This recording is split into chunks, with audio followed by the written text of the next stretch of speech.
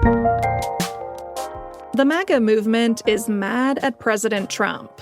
National parks have a wildfire problem. And there are 2 new champions at Wimbledon. That's some of what we'll get to on the 7 from the Washington Post. I'm Hannah Jewell. It's Monday, July 14th. Let's get you caught up with today's 7 stories.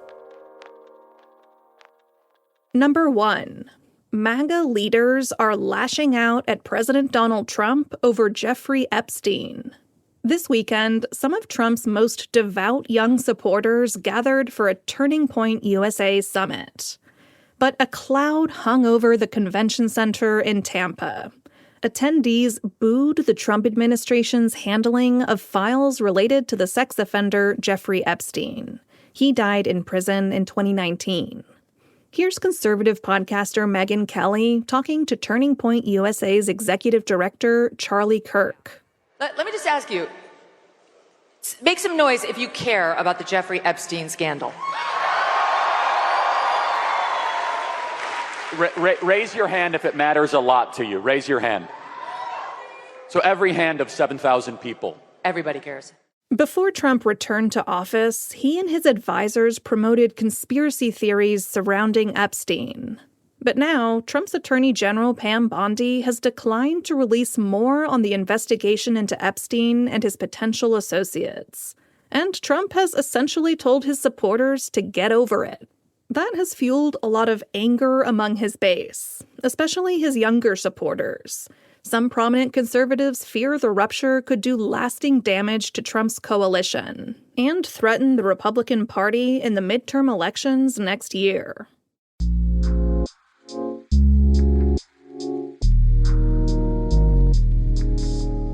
ICE plans to deport immigrants to countries other than their own.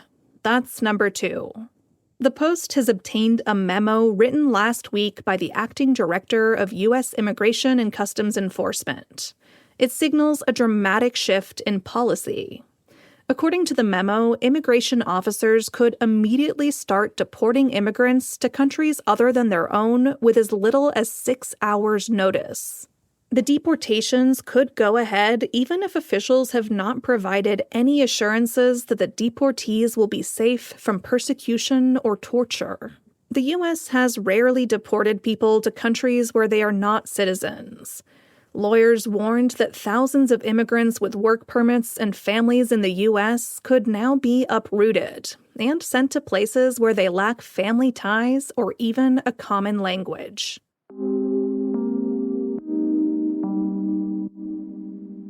Number 3. An Israeli strike killed children who were collecting water in Gaza. It was a devastating scene in central Gaza yesterday. Children were lining up to fill containers at a water collection point when they were hit by an Israeli airstrike.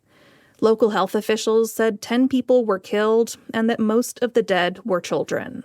The Israeli military said that the strike was the result of a technical error. It said a munition had fallen dozens of meters away from its intended target. Meanwhile, in the West Bank, a 20-year-old Palestinian American from Florida was killed on Friday. His family and local officials said he was beaten to death by Israeli settlers. Israel said it was looking into reports of a death.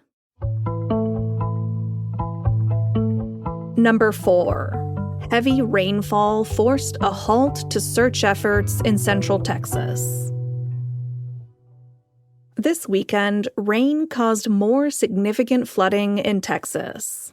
That prompted officials to suspend the search for victims of this month's deadly floods.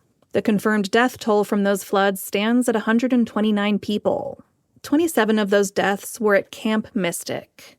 According to FEMA records, the campground gained approval from federal regulators in 2013 to exempt some of its buildings from a flood zone designation. The move meant the camp was no longer required to buy flood insurance for certain structures. That's despite the camp being located in a high-risk flood area in Texas Hill Country. Scrutiny is growing over whether federal authorities and Kerr County officials adequately warned residents ahead of the devastating floods. Wildfires are threatening to undo air quality improvements at national parks. That's our fifth story. Air pollution from cars and industrial activity has gradually declined in the U.S. over the past few decades because of air quality protections.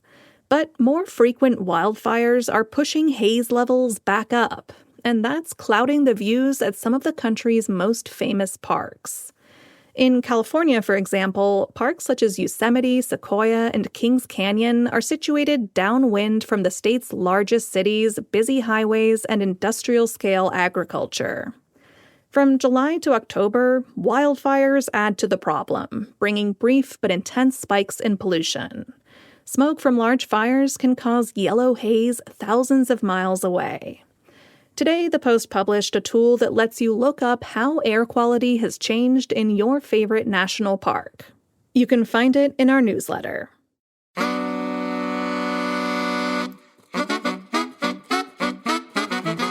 Number 6 is for tennis fans like me.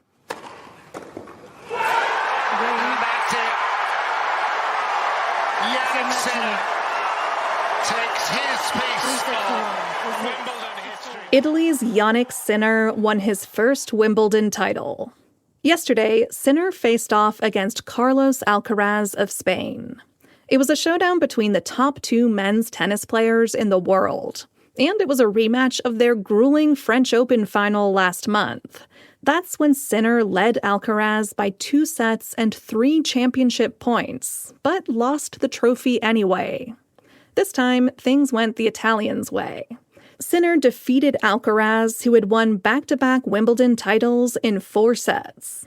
On the women's side of the draw, Poland's Iga Świątek didn't just beat Amanda Anisimova on Saturday, she shut her out completely, not letting the American win a single game. It was frankly a little hard to watch, but Anisimova is only 23 years old, so she has a lot of time to make this weekend a distant blip in her career.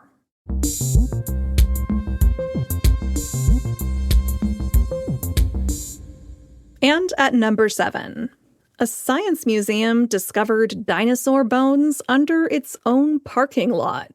Workers were drilling test holes for a geothermal energy project at the Denver Museum of Nature and Science in January when they made an amazing find. One rock they had pulled up looked different from the rest. It was pale, spongy, and brittle. Researchers quickly realized they had found dinosaur bones. The fossilized vertebrae is more than 67 million years old. Researchers think it belonged to a plant-eating dino, but they're not sure what species.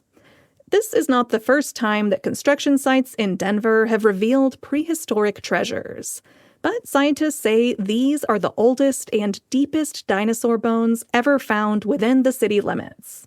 So if you're commuting in Denver today, add a little excitement to your drive by imagining all the dinosaurs that could be lurking beneath you. All right, you're all caught up. It's a brand new week, and you should make this the week that you become a Washington Post subscriber at last.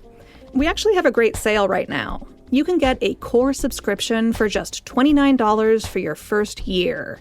That gives you unlimited access to all the stories I talk about here on the podcast and a lot more. Just mosey on over to WashingtonPost.com/subscribe. I'm Hannah Jewell. I'll meet you back here tomorrow.